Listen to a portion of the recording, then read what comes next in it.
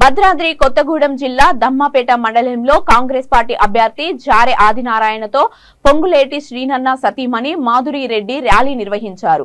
ర్యాలీలో CPI party జిల్లా అధ్యక్షులు యాల్రగడ్డ భాస్కర్ రావు మాట్లాడుతూ తెలంగాణకి ఏమిచ్చారని ప్రశ్నించారు.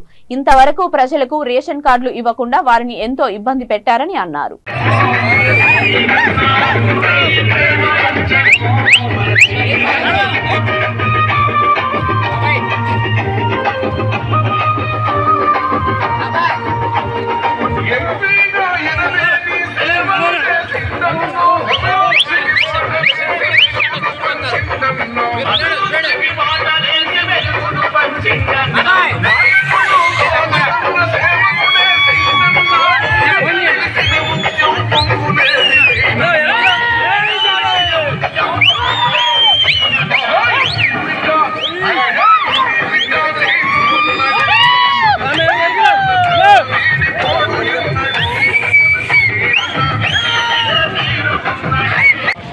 అదేవిధంగా ఈరోజు మరి ఈ మండలం దమ్మపేటలో ఉన్నటువంటి పలు సమస్యలు మనకు ఉన్నాయి.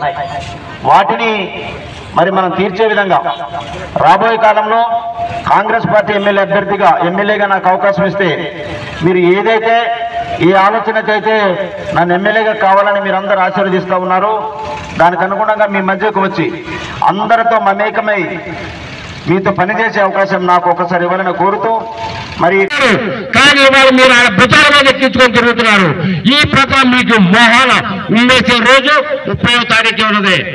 ₹1 అవినీతి దమ్మపేట పంచాయతీలో జరిగితే మిగతా రాష్ట్ర వ్యాప్తంగా ఏ విధంగా అవినీతి ఉందో ఒకసారి ఆలోచించమని కోరుతున్నాం మిమ్మల్ని.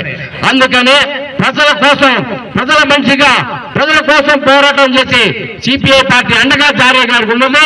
రేపు గెలిపించి ఆయన్ని అసెంబ్లీకి పంపించి మన సమస్యల మీద అక్కడ ఆయన వాడు నిలిపించే విధంగా మీరందరూ సహకరించాలని మీరందరూ కోరటం జరుగుతుంది. జై కాంగ్రెస్, జై సిపిఐ.